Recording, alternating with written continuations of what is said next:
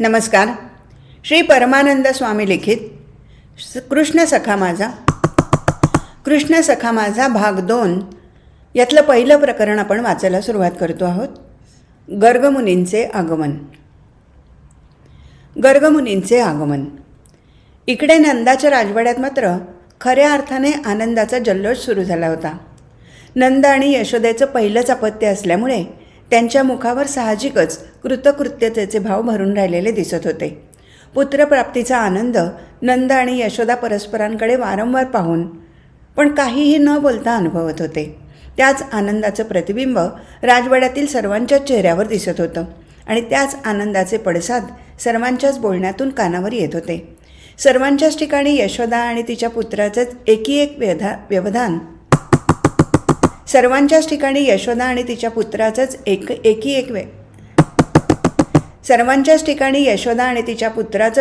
एक व्यवधान लागून राहिलेलं होतं. त्या उभयतांच्या विश्रांतीची आणि स्वास्थ्याची काळजी घेणं, काही ना काहीतरी निमित्त काढून यशोदेच्या महालात वारंवार जाणं आणि त्या सुंदर गोंडस बाळाचं मुख प्रेमाने निहाळणं, त्याला कुशीत घेऊन कौतुकाने आपल्या छातीशी धरणं, त्याच्याशी लाडेलाडे बोलणं आणि त्या बाळाच्या मुखावरील विविध पण निरागस भावांचा आनंद मनमुराद अनुभवणं, याचा सर्वांनाच जणू नादच लागल्यासारखं झालं होतं. मुख्य म्हणजे यापासून नंदही स्वतःला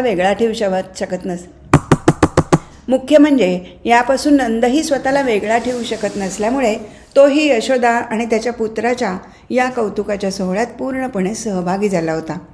परंतु आपलं कर्तव्य कर्म मात्र न विसरता तो उत्कृष्टपणे पार पाडत होता. सर्व गोकुळवासियांचं रक्षण, स्वास्थ्य, सुख याची काळजी तर तो योग्य प्रकारे घेतच होता. पण त्यात आता पित्याच्या कर्तव्य कर्माची आनंददायी भर पडली होती.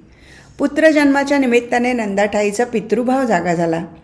त्या भावाचं त्याला विशेष सुख जाणवत असे.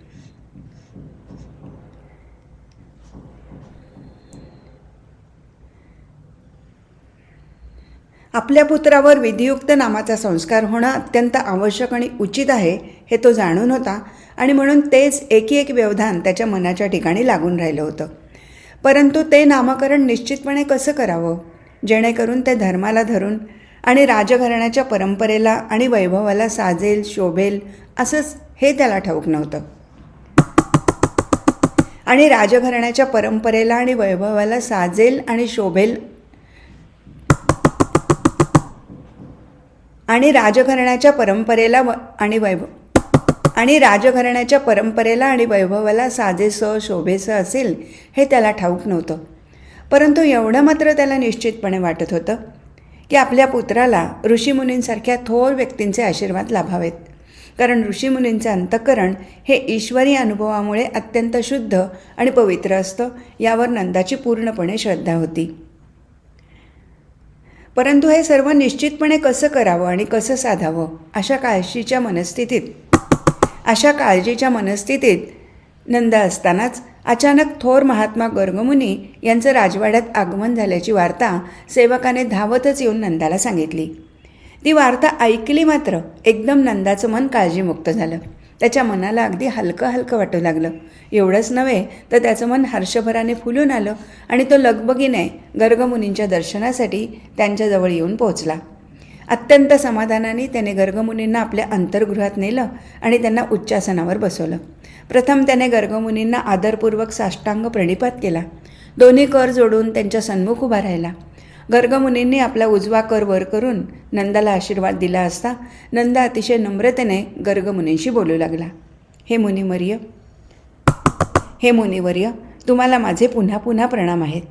तुमच्यासारख्या महात्म्यांचे चरण माझ्यासारख्या पामराच्या घराला आज लागत आहेत हे खरोखर माझं भाग्य आहे. तुमचे आशीर्वाद नित्य आमच्या पाठीशी आहेत, म्हणूनच आम्ही आपलं जीवन सुखाने आणि समाधानाने जगत आहोत. खरं तर आम्हीच तुमच्या दर्शनासाठी आणि मार्गदर्शनासाठी तुमच्या चरणी नित्य यायला हवं. परंतु आमच्यासारख्या सामान्य प्रापंचिकांना ते शक्य करता येत नाही, ही आमची मनोदुर्बलताच आहे. परंतु तरीही आमचा राग न धरता तुम्ही आमच्यावर दया करता, ही तुमची कृपाच होय. तरी आपण कृपा करून आमच्या जीवनातील हा अत्यंत आनंददायी प्रसंग शुभकारक आणि मंगलही करावा.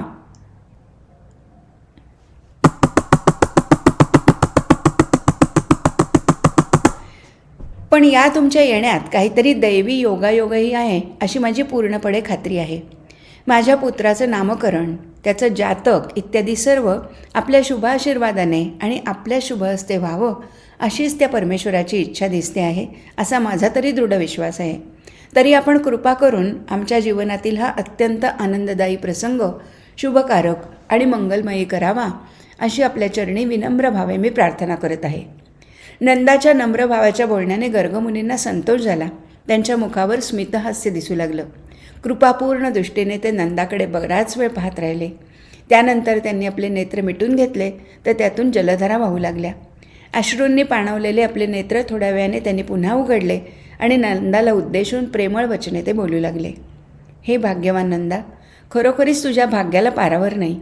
तुझं भाग्य किती थोर आहे याची कल्पना तुलाच काय, पण दुसऱ्या कोणालाही करता येणं अशक्य आहे.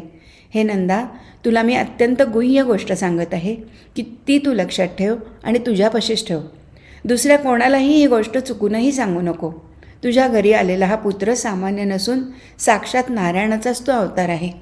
धर्माचं रक्षण आणि अधर्माचं नाशन करण्याच्या आपल्या ब्रीदाला जागण्यासाठीच तो नारायण मानव रूपाने अवतरला आहे. कंसासारख्या दुराचारी आणि उन्मत्त अशा राक्षसी वृत्तीच्या जनाचं निर्दालन करून सत्प्रवृत्तीच्या जनांना रक्षण आणि आधार द्यावा आणि भूलोकी शांती समाधानाचं राज्य स्थापावं हाच उद्देश आणि हेच कार्य या अवताराचं आहे. तेव्हा अशा या अद्भुत बालकाचं पालनपोषण करण्याची संधी हे नंदा तुला लाभली आहे. हे तुझं खरोखरच परमभाग्य आहे. या निमित्ताने नारायणाच्या अवतार कार्याला सेवाभावाने सहाय्यभूत होऊन केवढं तरी पुण्यकर्म तुझ्या गाठीला बांधलं जाईल. त्याचं फळ म्हणून तुला भूलोकीच्या सर्व सुखांची आणि ऐश्वर्याची प्राप्ती होईल आणि तुझं जीवन धन्य होऊन राहील. गर्गमुनींच्या बोलण्याने आश्चर्य पावलेला नंद थोडा वेळ स्तब्धच राहिला. त्याच्या मनाला थोडीशी अस्वस्थताही जाणू लागली. गर्गमुनींशी काय आणि कसं बोलावं अशी द्विधा स्थिती त्याच्या मनाची झाली. परंतु त्याने आपल्या मनाला सावरलं आणि दोन्ही हात नम्रपणे जोडून गर्गमुनींशी बोलू लागला. हे मुनिवर्य, आपली थोरवी माझ्यासारख्या सामान्य मनुष्य तो काय जाणणार? हे मुनिवर्य, आपली थोरवी माझ्यासारखा सामान्य मनुष्य तो काय जाणणार आणि त्याविषयी ते काय बोलणार? कारण माझ्या समजुतीच्या आणि आकलनशक्तीच्या पलीकडील या सर्व गोष्टी आहेत. नारायणाच्या अवताराचं तुम्ही सांगितलेलं रहस्य हे केवळ तुम्हीच जाणू शकता. कारण परमेश्वरी सत्तेतील त्यांचे संकल्प आणि संकेत जाणण्याची अंतःकरणाची अवस्था तुम्हाला त्या परमेश्वराशी ऐक्य पावल्यानेच प्राप्त झाली आहे हे मला निश्चितपणे माहीत आहे. पण मुनिवर्य, आपण आणखी एक गोष्टही निश्चितपणे जाणत असणार की जी मी आपल्याला सांगू शकलो नाही. ती गोष्ट प्रकट करण्याचं खरं तर मला अजून धैर्यच होत नाही. पण आता मात्र तुम्हाला सर्व काही मोकळेपणाने सांगणं अत्यंत आवश्यकच आहे. कारण तरच माझ्या द्विधा मनाला स्थैर्य आणि शांती प्राप्त होईल. परमेश्वराचा अवतार म्हणून तुम्ही ज्याचा निर्देश करत आहात तो हा पुत्र माझा आणि यशोदेच्या पोटी जन्माला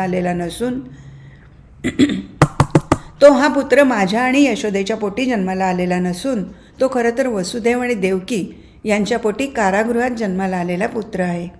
कंसाच्या भयाने वसुदेवाने त्याला महत्प्रयासाने आणि पराक्रमाने मथुरेतून इथे गोकुळात आणून माझ्या स्वाधीन केलं आहे. हे रहस्य आम्हा दोघांशिवाय तिसऱ्या कोणालाही म्हणजे अगदी यशोदेलाही माहीत नाही. योगायोगाने त्याचवेळी यशोदाही प्रसूत झालेली असून ग्लानीतच होती. दुर्दैवाने तिने एका मृत बालिकेला जन्म दिला होता आणि ते तिलाही ज्ञात नव्हतं. तेव्हा एकीकडे मित्रकर्तव्य आणि एकीकडे प्रियपत्नी यशोदेवरील दुःखद प्रसंगातून तिचं सांत्वन करण्यासाठी मी आणि वसुदेवाने परस्पर विचाराने आणि संमतीने यातून हा मार्ग शोधून काढला. वसुदेवाच्या या पुत्राला मी आमचा पुत्र म्हणून येथे ठेवून घेतलं आणि आमच्या मृत कन्येला वसुदेवाच्या स्वाधीन केलं. त्या अभागी कन्येला वसुदेव पुन्हा मथुरेत परत घेऊन गेला. पुढे त्याचं आणि तिचं काय झालं हे मला समजू शकलेलं नाही. परंतु यशोदा आणि सर्वजण मात्र पुत्रप्राप्तीच्या आनंदात अगदी बुडून गेलेले आहेत. मलाही आनंद झालेलाच आहे. पण मीही सर्वांच्या आनंदात सहभागी झालेलो आहे. परंतु तरीही माझ्या मनाच्या कोपऱ्यात कुठेतरी अस्वस्थता आहे असं मला जाणवत आहे. एकीकडे या बालकाकडे बघून माझ्या ठिकाणी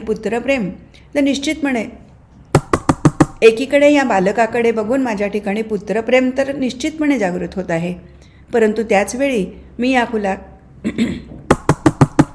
परंतु त्याच वेळी मी या मुलाचा खरा पिता नाही अशीही भावना माझ्या मनाला कुठेतरी सलत आहे. माझ्याकडून या बालकाचं पालनपोषण निश्चितपणे आणि अत्यंत प्रेमाने तर घडेलच, पण त्या प्रेमात पितृप्रेमाचा थोडासा अभाव असेल की काय अशी शंका उगाचच माझ्या मनाला सतावीत आहे. हे मुनिवर्य, मी या मुलाचा केवळ पालक आहे की पिताही आहे असा जो संदेह माझ्या मनात निर्माण झालेला आहे तो आपण आपल्या प्रेमळ ज्ञानवचनांनी दूर करावा अशी प्रार्थनाच मी आपल्या चरणी करत आहे. तरी तशी कृपा आपण माझ्यावर करावी. नंदाचं भावनापूर्ण बोलणं ऐकून गर्गमुनींची मुद्रा गंभीर झाली. आपले नेत्र बंद करून ते काही काळ स्वस्थच राहिले. परंतु थोड्या वेळाने त्यांनी आपले नेत्र उघडले आणि आपल्या प्रेमळ दृष्टीने ते नंदाकडे पाहू लागले. या दृष्टीतील प्रेमच जणू शब्दरूपाने त्यांच्या मुखातून प्रगट होऊ लागले. हे नंदा, तुझ्या मनाची द्विधा स्थिती मी समजू शकतो. तशी ती होणंही अगदी स्वाभाविक आहे. त्यात तुला कोणत्याही प्रकारे दोष देता येणार नाही, कारण निर्माण झालेली परिस्थितीच त्याला कारणीभूत आहे हेही खरंच आहे. त्यामुळे माझ्या ठिकाणी तुझ्याविषयी पूर्ण अनुकंपा आहे. तू माझ्याशी तुझं मन मोकळं केलंस हेही चांगलं झालं, कारण त्यामुळे तुझ्या मनावरील ताण थोडा तरी सैल झाला असेल. परंतु तो मनावरील ताण पूर्णपणे जाऊन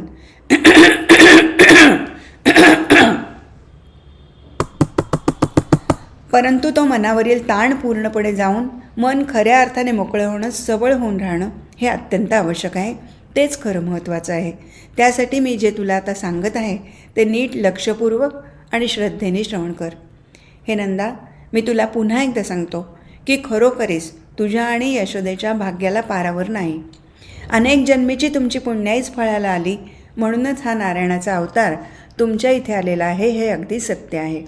आता या अवतारी बालकाचा जन्म तुमच्या पोटी झालेला नसून तो वसुदेव आणि देवकी यांचा पुत्र आहे असं जे तुम्हाला सांगितलंस ते ऐकून मला तरी काही विशेष आश्चर्य वाटलेलं नाही.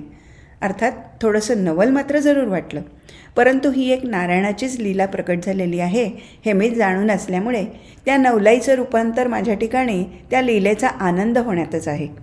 तेव्हा या अवतारी बालकाचा जन्म वसुदेव आणि देवकीच्या पोटी झालेला आहे हे मला आधीपासून ठाऊक असण्याचं कारणही नाही आणि माझ्यासाठी ते आवश्यकही नाही. आत्ताच्या या घडीला आणि क्षणाला हा बालरूप नारायण तुझ्या घरी आहे हेच माझ्या दृष्टीनं महत्त्वाचं आहे. हीच त्याची लीला मला पाहायची आहे. त्यात थोडा वेळ सहभागीही व्हायचा आहे आणि त्या लीलेचा आनंद कायमचा अनुभवायचा आहे आणि त्या लीलेचा आनंद कायमचा अनुभवायचा आहे. तसंच तूही या नारायणाच्या लीलेचा आनंद घेण्यासाठी मनापासून सादर हो बरं. आता तुला मी एक महत्त्वाची गोष्ट सांगतो, ती नीट ऐक आणि लक्षात घे. मातापित्यांचं कर्तव्य केवळ मुलांना जन्म देणं एवढ्यापुरतंच मर्यादित नाही.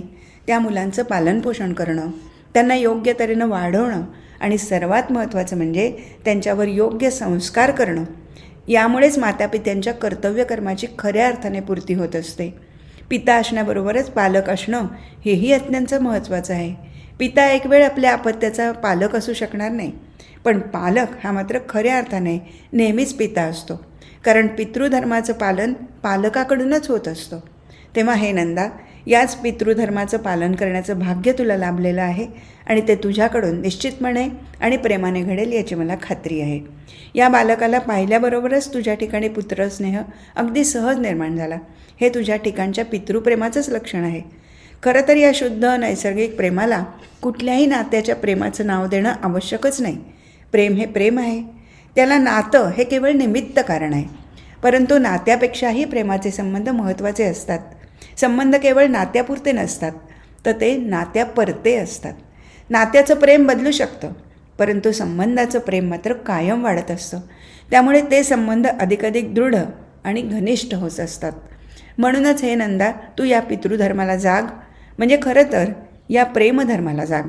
त्यामुळे प्राप्त परिस्थितीत तुझं कर्तव्यकर्म अगदी मोकळेपणाने घडेल. तुझ्या मनावर कोणताही ताण आणि दडपण तर येणार नाहीच, परंतु कर्तव्यपूर्तीचा खरा आनंद तुझ्या मनाला अनुभवता येईल. एवढा वेळ नारदाच्या मुखातून वाहणाऱ्या वाणीच्या ओघात तन्मयतेने श्रवण करणारी लक्ष्मी मनातून मात्र सावधही होतीच. त्यामुळे तिने मध्येच हात जोडून नारदाला त्याचं बोलणं थांबवण्यासाठी विनंती केली. नारदानेही आपलं बोलणं थांबवलं आणि तो लक्ष्मीकडे प्रश्नार्थक मुद्रेने पाहू लागला. लक्ष्मी उत्स्फूर्तपणे बोलू लागली. हे नारदा, तुझी खरोखरीच कमाल आहे. नारायणाचे सगुण चरित्र वर्णन करण्याच्या ओघात तू अनेक विषयांची जी गुंफण करीत असतोस ना, त्याला खरंच कशाचीही तोड नाही. प्रत्येक विषय उत्स्फूर्तपणेच प्रगट होत असतो, हे तर ऐकताना लगेचच लक्षात येतं. त्या विषयाचं आगळेपण आणि वेगळेपणही जाणवत असतं. तरीही ते विषय चालू कथाप्रसंगापासून जराही अलग न वाटता त्या स्थानी मूळ सूत्राला धरून तर असतातच, पण अत्यंत शोभूनही दिसतात, हे महत्त्वाचं. या विषयाची उत्स्फूर्तता एवढी असते की त्यात जराही योजनाबद्धता जाणवत नाही. तरीही ते विषय सुसूत्र आणि सुसंबद्ध असतात आणि यातच त्याचं सौंदर्य साठवलेलं आहे असं मला वाटतं.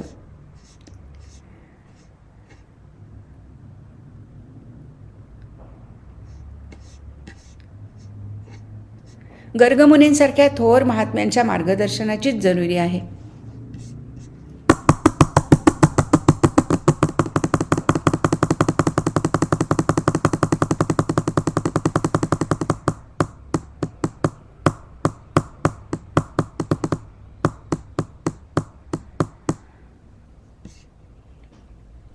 कर्तव्याची पूर्ती आणि भावनेची पूर्ती यथार्थपणे कशी साधायची इत्यादी प्रश्न सामान्यांच्या मनात सुप्तपणे नेहमीच वास करत असतात. त्यामुळे सामान्यांच्या मनावर कसला ना कसला तरी ताण कायम असतो आणि तो ताण त्याला ना धड कर्तव्याच्या पूर्तीचं समाधान लाभू देतो, ना धड भावनेच्या पूर्तीचं सुख लाभू देतो. अशा द्विधा मनाच्या अवस्थेमुळेच शांती आणि स्थैर्यापासून मन नेहमीच वंचित राहतं आणि बाह्यांगाने सर्व जीवन व्यवस्थित चालताना दिसत असूनही मन आनंदाचा अनुभव मात्र कधीच पूर्णपणे घेताना दिसत नाही. या कर्तव्याच्या घोळातून आणि भावनेच्या गुंत्यातून मनाला सोडवण्यासाठी गर्गमुनींसारख्या थोर महात्म्यांच्या मार्गदर्शनाचीच जरूर आहे. नंदाला भाग्याने तसा लाभ झाला आणि तो मोकळा झाला, हे मात्र चांगलं झालं.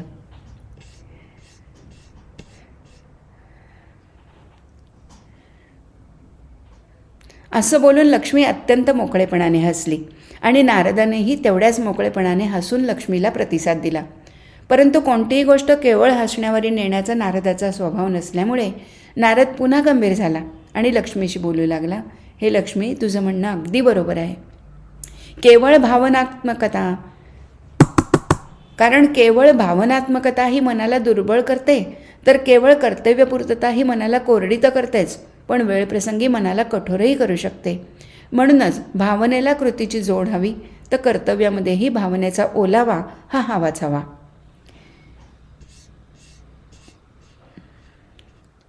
कारण भावना आणि कर्तव्य यांची ही सांगड फक्त ईश्वराच्या सगुण प्रेमभक्तीने सहज साधली जाते, हे सत्य आणि गुह्यच कृष्णाच्या चरित्राने प्रकट झालं आहे. अशी ईश्वरी प्रेमाची सांगड कृष्णाच्या जीवनात तर होतीच, कारण तशी ती सांगड मुळात त्याच्या अंतःकरणात होती.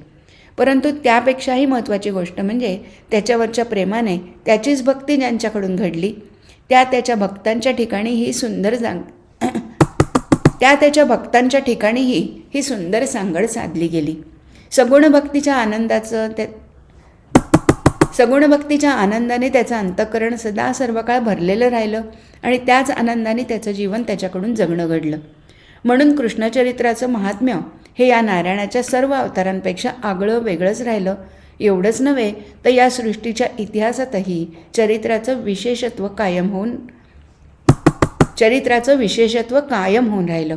तेव्हा हे लक्ष्मी, अशा ज्याच्या प्रेमामुळे आणि अशा ज्याच्यावरील प्रेमाने अनेक सामान्य जीवांच्या ठिकाणचा कर्तव्य, कर्म आणि भावना यातील गुंता सुटला आणि त्यांचं प्राप्त जीवन हे सबलतेनं आणि समाधानाने जगू शकले, त्या कृष्णाचं पुढील चरित्रच आपण अवलोकन करूया. कारण हे श्रेय आणि प्रिय आहे. नामकरण संस्कार. हे श्रवणप्रिय लक्ष्मी, गर्गमुनींच्या बोलण्याचा योग्य तो परिणाम नंदाच्या मनावर झाला. त्याच्या मनातील कल्पनांचा पूर्ण निराश झाला आणि मनातील उठलेल्या भावनांचा कल्लोळही पूर्ण शांत झाला.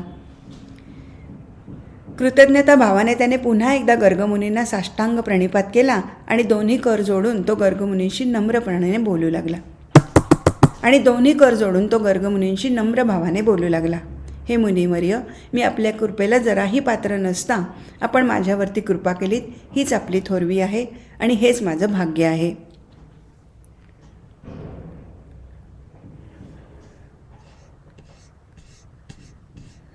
हे मुनिवर्य, माझी आपणास आणखी एक प्रेमाची विनंती आहे. या नवजात बालकावरील नामकरणाचा विधिपूर्वक संस्कार आपणाकडून व्हावा अशी माझी अगदी मनापासून इच्छा आहे. आपल्यासारख्या थोर महात्म्याच्या शुभ आणि पवित्र हस्ते या बालकावरील त्याच्या जीवनातील प्रथम आणि महत्त्वाचा संस्कार होणं हे अत्यंत उचित आहे असं मला अंतःकरणापासून वाटत आहे. तरी आपण तशी कृपा करावी अशी आपल्या चरणी प्रार्थना करतो. नंदाचं बोलणं ऐकून गर्गमुनींच्या मुखावर प्रसन्नतेचं हास्य झळकलं. त्यांनी आपले नेत्र मिटून घेतले आणि ते स्वस्थ बसले.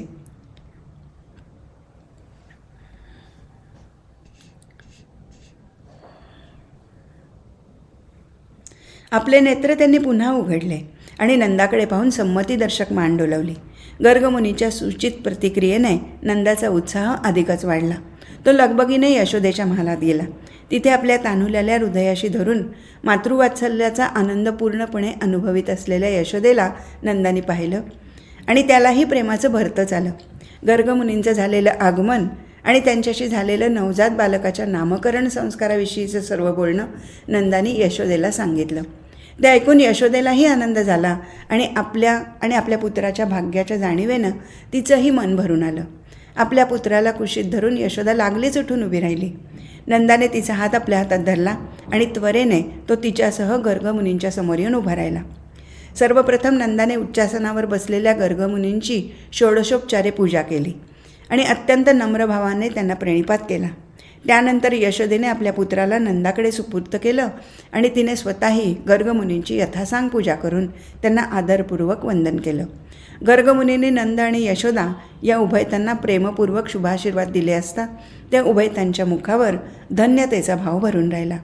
नंदाने पुढे येऊन आपल्या हातातील त्या बालकाला प्रथम गर्गमुनींच्या चरणावरती थोडा वेळ ठेवलं आणि नंतर उचलून त्याला गर्गमुनींच्या हाती दिलं.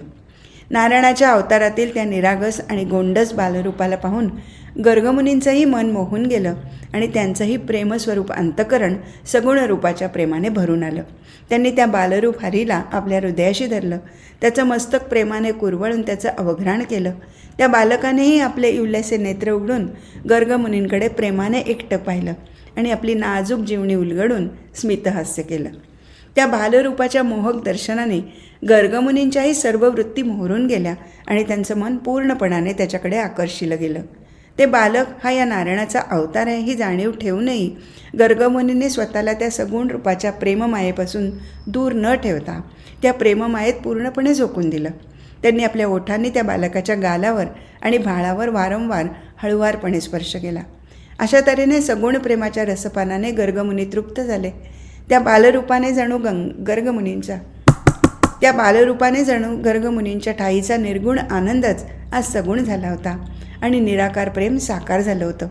त्या अत्यंत हर्षभरीत अवस्थेत त्यांनी आपले ओठ त्या बालकाच्या उजव्या कानाजवळ आणले आणि अस्पष्ट आवाजात ते काहीतरी बोलू लागले. त्यांची कृती सर्वांना दिसत होती, पण त्यांचे शब्द मात्र कोणालाच ऐकू येत नव्हते. थोडा वेळ असाच गेला असता गर्गमुनींनी आपली दृष्टी सर्वांवर फिरवली आणि मंदहास्य केलं. सर्वांच्या नजरेतील कुतूहल आणि उत्सुकता त्यांनी जाणली आणि त्यांच्या मुखातून हळुवारपणे एक एक शब्द बाहेर पडू लागला. हे नंदा, हे यशोदे, तुमच्या भाग्याला तर खरेच पारावर नाही, परंतु माझ्याही एवढ्या काळच्या तपश्चर्येचं आणि ज्ञानसाधनेचंच फळ जणू आज माझ्या भाग्याने प्राप्त होत आहे. आपल्याच ठायी आत्मरूपाने असलेल्या ईश्वराचं ज्ञान अनेक साधनांद्वारे करून बुद्धीचा निश्चय होणं आणि तपश्चर्याने चित्तशुद्धी करून त्या ज्ञानाचं रूपांतर स्वतःच्या अंतरात जाणीवीच्या रूपाने धारण करणं हे तर महाकर्म कठीणच आहे. परंतु याच जाणीवेतून सगुण प्रेमाची भूक निर्माण होते हे तर जवळजवळ अशक्यप्रायच आहे. पण तेच शक्य होऊ शकलं ते केवळ त्या परमात्म्याच्या सगुण रूपामुळेच होय. हे मात्र त्रिवार सत्य आहे.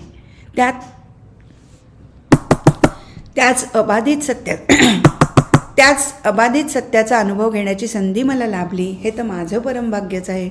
आजकालच्या काळात जिथे सामान्यांना अशी तपश्चर्या आणि अशी ज्ञानसाधना करणं हे बाह्यांगाने आणि त्यांच्या दुर्बल मनोवृत्तीमुळे शक्य नाही, तिथे परमात्म्याचे असं सगुण रूपच त्यांच्या सहाय्याला येऊ शकेल.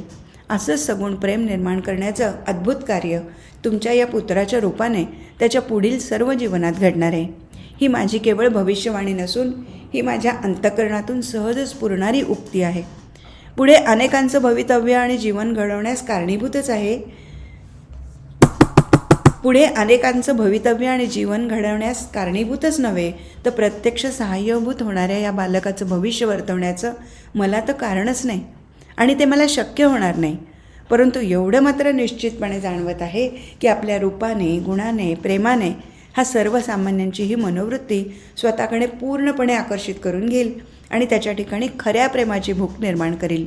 एवढंच नव्हे तर आपल्या खऱ्या प्रेमाने सर्वांच्या ठाईच्या प्रेमभुकेचं शमन करून त्यांना तृप्त आणि समाधानी करील. संसार तापाने तप्त झालेल्या जीवांवर आपल्या प्रेमाचा वर्षाव करून त्यांची मनं निववील आणि शांत करील. त्यांना जीवन जगण्याचा उत्साह आणि जीवन जगण्याचं कारण देऊन त्यांच्या बाह्यांगांच्या सामान्य जीवनालाही अर्थ प्राप्त करून देईल. आपल्या प्रेमाने त्या जीवांना सदैव तृप्त आणि आर्त ठेवून त्यांना संसारभावापासून मुक्त ठेवेल. तेव्हा अनेक जीवांची मनं आणि वृत्ती स्वतःकडे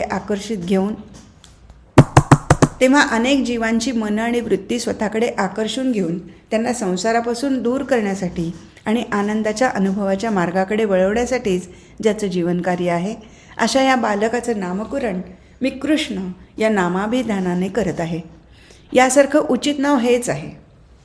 हेच नाव त्याच्या वृत्तीचं आणि त्याच्याकडून घडणाऱ्या कार्याचं प्रतीक आहे आणि त्याच्या प्रत्यक्ष जीवनाचं हे नाव सार्थ आणि त्याच्या प्रत्यक्ष जीवनानेच हे नाव सार्थ आणि यथार्थ ठरणार आहे. गर्गमुनींच्या मुखातून उत्स्फूर्तपणे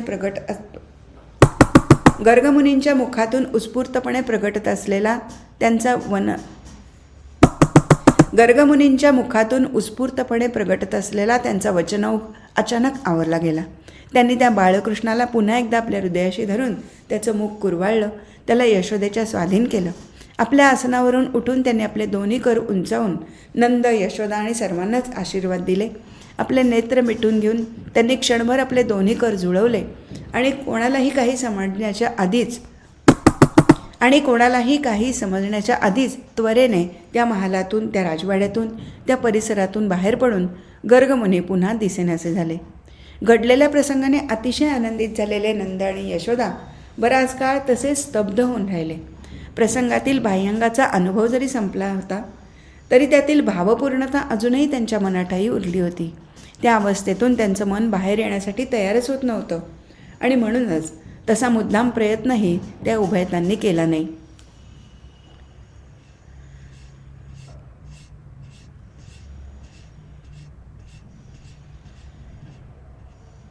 गर्गमुनींनी तर नामकरण केलंच होतं, परंतु राजवाड्यातील आणि सर्व गोकुळवासियांसाठी त्यांच्या पुत्राच्या नामकरणाचा सोहळा करणं अत्यंत आवश्यक होतं. सर्वांनाच आनंदात सहभाग देऊन तो आनंद त्यांना अधिक वाढवायचा होता आणि सर्वांसमवेत लुटायचा होता. त्यामुळे साहजिकच तेच एक व्यवधान उभयतांच्या ठिकाणी प्रकर्षाने लागून राहिलेलं होतं. त्यासाठी त्यांनी पुत्रजन्मानंतरचा 12वा दिवस हा शुभकारक म्हणून निश्चित केला. त्याच दिवशी बाळाला समारंभपूर्वक पाळण्यात ठेवण्याचं आणि त्याचं गर्गमुनींनी केलेलं नामकरण प्रकट करण्याचंही निश्चित ठरलं. हे शुभ वर्तमान सर्व गोकुळवासियांना जातीने कळवण्यात आलं. सर्वांनाच त्या समारंभाचं प्रेमपूर्वक आणि आग्रहाचं आमंत्रण देण्यात आलं. नंद आणि यशोदा यांचे सर्वच गोकुळवासियांशी एवढे स्नेहसंबंध होते की खरं तर कोणालाही वेगळ्या आमंत्रणाची जरुरीच नव्हती. परंतु नंदाने आपलेपणापोटी सर्वांना स्वतः जातीने वैयक्तिक आमंत्रण पोहोचवलं. या आपलेपणाचा अर्थातच सर्वांना अतिशय आनंद झाला. त्याच आनंदाचा भर आणि जोर सर्व गोकुळातच दिसू लागला. सर्वांनी आपापली घरं स्वच्छ करून त्याला नवीन रंगरंगोटी केली. सर्वांनी आपल्या घरापुढे रंगीत रांगोळ्या काढल्या. एवढंच नव्हे तर आपल्या घरासमोरील रस्तेही गोमयाने संमार्जित केले आणि त्यांनाही रंगीबेरंगी रांगोळ्यांनी सुशोभित केलं. दरवाजासमोर मंगलदायी अशा गुढ्या उभारण्यात आल्या. तोरणं लावण्यात आली. गोकुळातील सर्व रस्ते, उपरस्तेही फुलांच्या माळ्यांनी सजवण्यात आले. प्रत्यक्ष नामकरणाच्या समारंभाच्या वेळी सर्व स्त्री पुरुष, आबालवृद्ध नागरिक सुंदर वस्त्रे परिधान करून आणि अलंकारांचा साज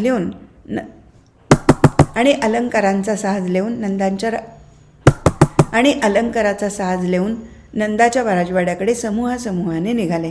त्यांच्या हातात अनेक सुवासिक फुलांनी भरलेल्या परड्या, मंगलाक्षतांनी भरलेली सुबक नक्षीकाम केलेली तबकं होती. मार्गाने जात असताना त्यांच्याकडून आनंदाने आणि उत्साहाने मंगलाक्षतांची उधळण आणि फुलांची पखरण सहजपणे होत होती. जणू गोकुळातील सर्व रस्तेही नूतन बालकाचं अभिनंदन करण्यासाठी सजून सज्ज झाले होते.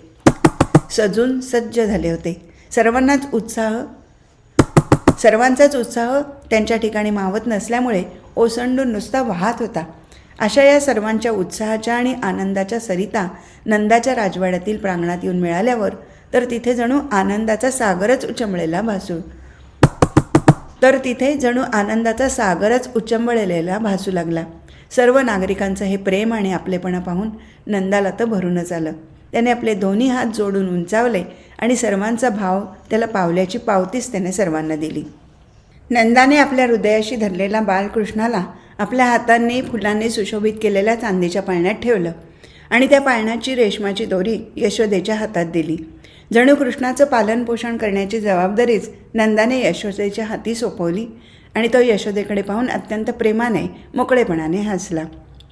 तिथे उपस्थित असलेल्या पुरोहितांनी नंद आणि यशोदा या उभयतांकडून समयोचित अशी देवतांची पूजा आणि आवश्यक ती धर्मकृत्य करून घेतली आणि वेदमंत्राच्या उच्चाराने नंद, यशोदा आणि बाळकृष्णाला उत्तमोत्तम आशीर्वाद दिले. अनेक सुवासिनींनी यशोदेची ओटी भरून तिचं अभिष्ट चिंतन केलं. अनेक स्त्रिया